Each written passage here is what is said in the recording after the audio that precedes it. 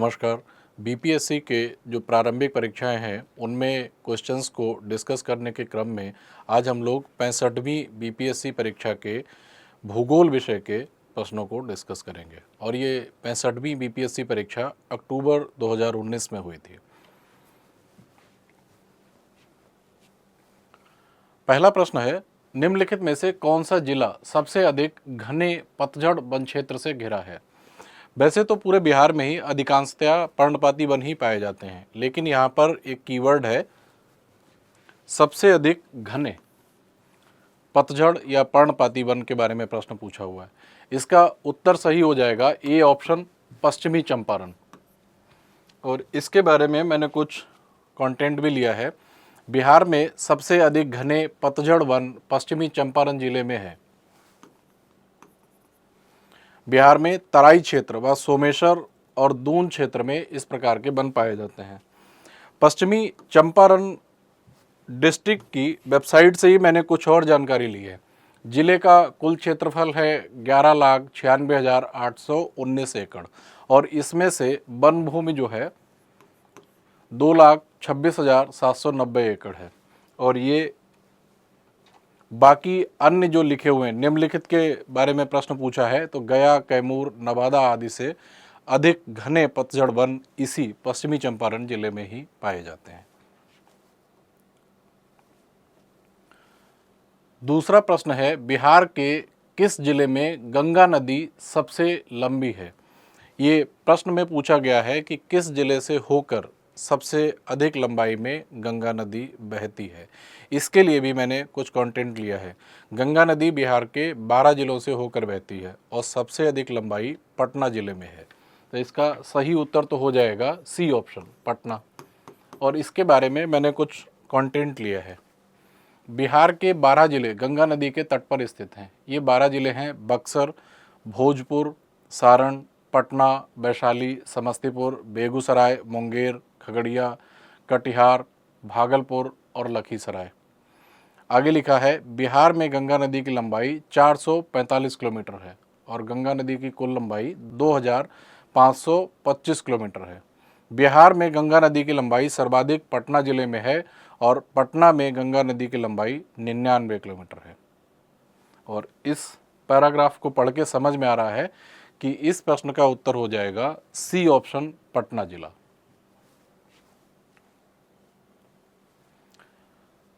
अगला प्रश्न है, 2011 की जनगणना के अनुसार बिहार के किस जिले में सर्वोच्च घनी आबादी प्रति वर्ग किलोमीटर दर्ज की गई है।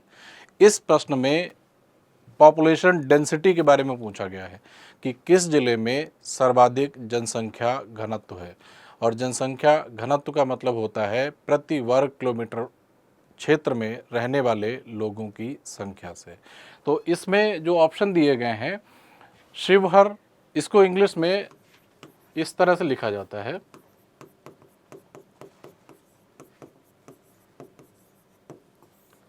कुछ लोग इसे हिंदी में शिवहर लिखा हुआ है, कुछ लोग इसे सेवहर भी पढ़ते हैं। तो 4 ऑप्शन दिए हैं, शिवहर, वैशाली, पटना, दरभंगा।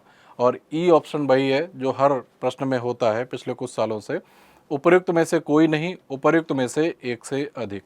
इस प्रश्न का सही उत्तर हो जाएगा ए ऑप्शन।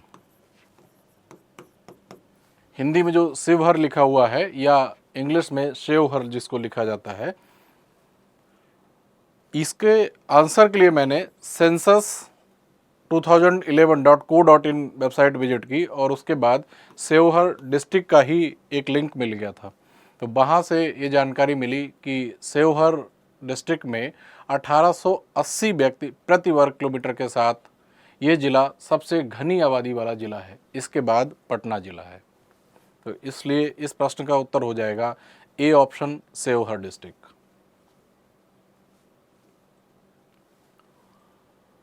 अगला प्रश्न है, निम्नलिखित में से कौन सा देश भौगोलिक क्षेत्र की दृष्टि से सीमा रहित सबसे बड़ा देश है। यहाँ पर इस प्रश्न की भाषा बीपीएससी में जो प्रश्न पूछा गया है वो थोड़ी स्पष्ट नहीं थी। इंग्लिश वाली जो क्वेश्चन बुकलेट थी उसमें भी मैंने देखा कि उसमें भी भाषा थोड़ी स्पष्ट नहीं थी। मैं एक ही अंदाज़ा लगा पाया कि ये जो यहाँ पर लिखे गए हैं, 4 ये जो देश लिखे गए हैं ये द्वीपीय देश हैं। तो शायद द्वीपीय देशों के बारे में कुछ पूछा गया हो। मैंने इन चारों देशों का क्षेत्रफल ले लिया है अगली स्लाइड पर। तो आप लोग इसमें देख सकते हैं, जापान का क्षेत्रफल है 3,77,973.89 स्क्वायर किलोमीटर। फिलीपींस का क्षेत्रफल है 3 लाख स्क्वायर किलोमीटर। क्यूबा का क्षेत्रफल है 1,09,884 स्क्वायर किलोमीटर और न्यूजीलैंड का क्षेत्रफल है 2,68,021 स्क्वायर किलोमीटर। तो इस प्रश्न में पूछा है निम्नलिखित में से, निम्नलिखित में से का मतलब है जो दिए गए हैं ऑप्शन, उनमें से कौन सा देश भौगोलिक क्षेत्र की दृष्टि से सीमा रहित सबसे बड़ा देश है, अर्थात किस देश का क्षेत्रफल सबसे ज़्यादा है।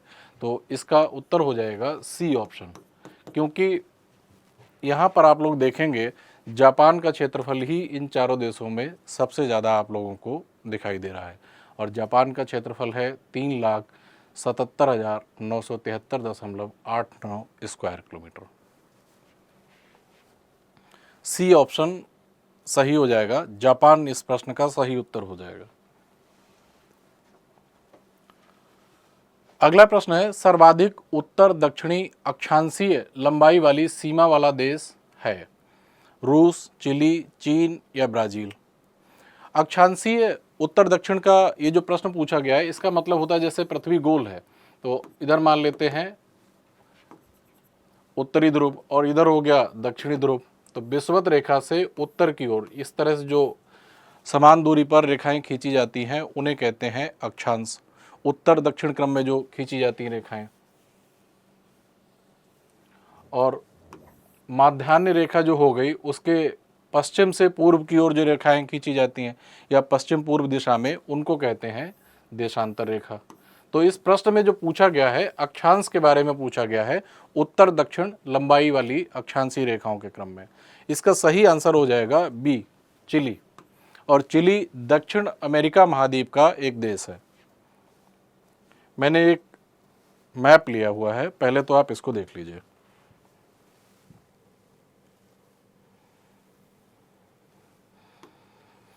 ये वाला जो देश दिख रहा है वहां से लेकर यहां तक, ये देश चिली है।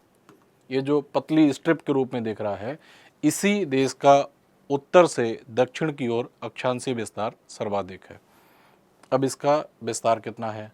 सर्वाधिक उत्तर दक्षिण अक्षांशीय विस्तार वाला देश चिली है, जिसका अक्षांशीय विस्तार 1730 दक्षिण से 56 डिग्री दक्षिणी अक्षांश तक है।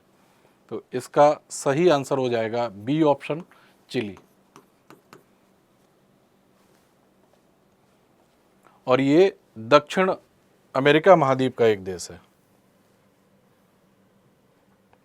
ये जो आप लोग जो देख रहे हैं ये पूरा मानचित्र, ये दक्षिण अमेरिका महाद्वीप है और दक्षिण अमेरिका महाद्वीप का ही एक देश है चिली। अगला प्रश्न है, निम्नलिखित में से किस देश में सबसे अधिक संख्या में द्वीप हैं? यहाँ पर ध्यान देने वाली बात यह है कि प्रश्न में पूछा गया है निम्नलिखित में से, विश्व में नहीं पूछा गया है। निम्नलिखित का मतलब है कि जो नीचे दिए गए हैं, जो नीचे ऑप्शन लिखे गए हैं, उन ऑप्शंस में से किस में सबसे ज़्यादा द्वीप हैं। अगर पूछा जाता है कि विश्व में सबसे ज़्यादा द्वीप किस देश में है, तब इसका आंसर कुछ और होता। तो इन चारों की अगर बात करें, फिलीपींस, इंडोनेशिया, मालदीव और क्यूबा, तो इसमें ऑप्शन हो जाएगा बी ऑप्शन, इंडोनेशिया। इंडोनेशिया में इन चारों में जो ऑप्शन दिए गए हैं, इनमें सबसे ज़्यादा द्वीप इंडोनेशिया में ही है। इंडोनेशिया को 13,000 द्वीपों का देश कहते हैं। मैंने एक मैप भी लिया है, आप लोग इस क्षेत्र से, यहाँ से लेकर, और ये जो कलर्ड एरिया जितना भी आप लोगों को दिखाई दे रहा है, ये सारा इंडोनेशिया का एरिया है। तो इसमें आप लोग देख रहे होंगे कि ये जो लाल पीले हरे रंग से जो भी आपको छोटे छोटे से द्वीप दिखाई दे रहे हैं, ये सारा इंडोनेशिया का ही भाग है। अगर प्रश्न पूछा जाता कि विश्व के किस देश में सबसे ज़्यादा द्वीप हैं, तब इसका उत्तर दूसरा होता। मैंने एक और टेबल ली हुई है, the countries with the most island, countries with the biggest estimated number of islands. तब इसमें आप लोग देखेंगे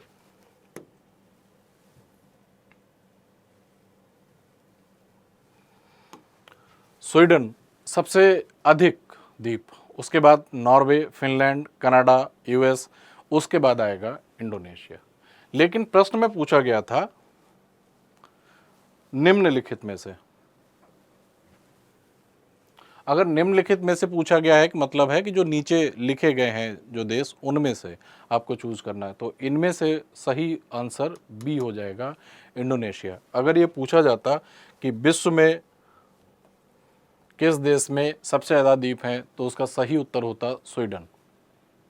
Sweden, Norway, Finland, Canada, US, Indonesia, Australia, Philippines, Japan, Chile, China, South Korea, Cuba, Vietnam, North Korea आदि। अगला प्रश्न है, निम्नलिखित में से कौन सा देश विश्व का सबसे अधिक केसर उत्पादन करने वाला देश है? इसकी जानकारी मैंने गूगल से ली, इंटरनेट से मैंने जानकारी सर्च की, तो इसका उत्तर मुझे मिला कि वर्तमान समय में ईरान दुनिया का सबसे अधिक केसर उत्पादन करने वाला देश है। और ईरान विश्व का 90% केसर अकेले ईरान में ही पैदा होता है। और ईरान का जो केसर होता है वह काफ़ी उच्च गुणवत्ता वाला होता है। और ईरान के बाद आते हैं मोरक्को, स्पेन, इंडिया आदि देश। तो इसका सही उत्तर हो जाएगा डी, ईरान। और ये भी ध्यान रखने वाली बात है कि विश्व के कुल केसर उत्पादन का 90% ईरान में ही उत्पादित होता है। डी ऑप्शन, केसर का सबसे बड़ा उत्पादक देश ईरान है। अगला प्रश्न है, निम्नलिखित में से कौन सा देश विश्व का सबसे अधिक यूरेनियम उत्पादन करने वाला देश है? यूरेनियम के बारे में जानकारी मांगी गई है। इस प्रश्न का उत्तर तो हो जाएगा कजाकिस्तान, क्योंकि लिखा हुआ है निम्नलिखित में से, तो इन सारे देशों में से बताना है। इन सारे देशों में बताने के साथ साथ अगर ये प्रश्न पूछा जाता कि विश्व में कौन सा देश यूरेनियम का सबसे बड़ा उत्पादक है, तब भी ऑप्शन कजाकिस्तान ही होता, क्योंकि कजाकिस्तान विश्व का सबसे बड़ा यूरेनियम उत्पादक देश है। इसके लिए मैंने राइटर्स की वेबसाइट से कुछ जानकारी ली है। राइटर्स एक बहुत वर्ल्ड फेमस न्यूज एजेंसी है। कजाकिस्तान यूरेनियम का सबसे अधिक उत्पादक देश है। 23,800 टन यूरेनियम का उत्पादन प्रतिवर्ष किया जाता है, जो कि वैश्विक उत्पादन का 39.3% है। विश्व की 70% यूरेनियम उत्पादन मात्र 3 देशों कजाकिस्तान, कनाडा और नामीबिया में होता है। और ये जानकारी मुझे राइटर्स की इस वेबसाइट से मिली। तो इस प्रश्न का उत्तर हो जाएगा ए, कजाकिस्तान। अगला प्रश्न है, कन्याकुमारी से सटी पहाड़ियां हैं। कन्याकुमारी भारत का एक, जो भारत की मुख्य भूमि है उसमें दक्षिणतम बिंदु है। तो उस दक्षिणतम बिंदु के निकट कौन सी पहाड़ियां पाई जाती हैं, ये प्रश्न पूछा गया है। ये प्रश्न रटने से सॉल्व नहीं होगा, इसके लिए मैप की ही प्रैक्टिस करनी पड़ेगी। मैंने ऑक्सफोर्ड के स्टूडेंट एटलस से ये इमेज ली है।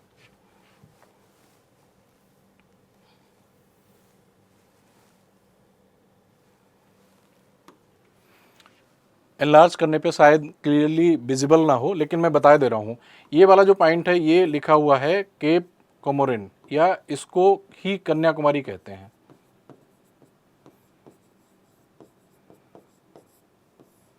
और इसके निकट ये वाली जो लिखी हुई है उत्तर से दक्षिण की ओर जो विस्तृत है, इसको आप लोग अगर छोटा करके देखेंगे, ये कार्डमम हिल्स लिखा हुआ है। तो कन्याकुमारी के निकट या कन्याकुमारी से सटी हुई पहाड़ियों के बारे में अगर प्रश्न पूछा जाए तो उसका उत्तर हो जाएगा कार्डामम हिल्स।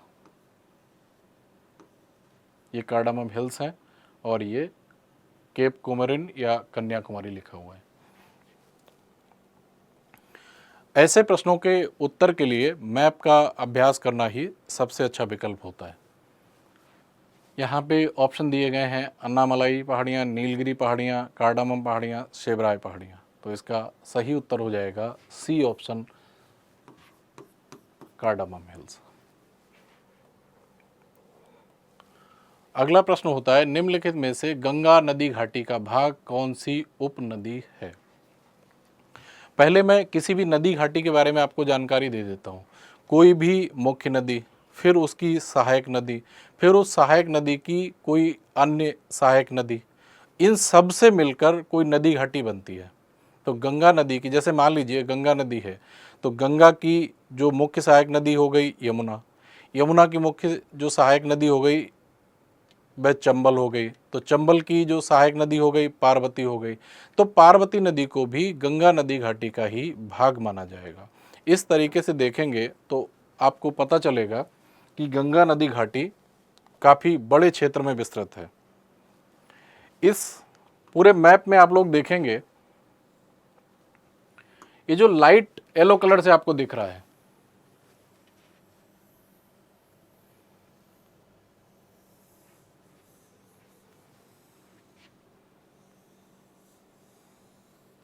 ये वाला जो पूरा एरिया है जिसे मैंने रेड कलर से आउटलाइन किया है, ये पूरा गंगा नदी घाटी का ही क्षेत्र है। इसमें देखेंगे कि गंगा नदी इसमें मुख्य नदी है, फिर यमुना, फिर चंबल, फिर चंबल की अन्य सहायक नदियाँ। इसी तरीके से देखेंगे इधर, या इसके उत्तरी भाग में देखेंगे शारदा, घाघरा, गोमती, राप्ती, गंडक, ये सारी नदियाँ और उनकी सहायक नदियाँ मिलकर गंगा नदी घाटी बनाती हैं। अब प्रश्न में देखते हैं कि क्या पूछा है। निम्नलिखित में से गंगा नदी घाटी का भाग कौन सी उपनदी है? शंख, उत्तरी कोयल, दक्षिणी कोयल और बराकर। आप लोगों को बताए दे रहा हूं कि शंख और दक्षिणी कोयल ये ब्राह्मणी नदी की सहायक नदियां हैं, तो शंख और दक्षिणी कोयल तो वैसे ही कट जाएगा। अब आते हैं उत्तरी कोयल में।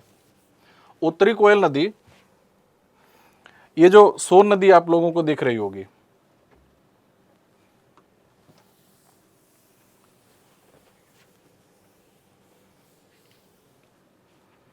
ये जो सोन नदी दिख रही है गंगा की एक सहायक नदी है। सोन नदी की ही एक सहायक नदी, अन्य सहायक नदी है नॉर्थ कोयल। ये वाली मैं किसी दूसरे कलर से आप लोगों को दिखाई दे रहा हूं। ये वाली जो नदी है ये नॉर्थ कोयल है।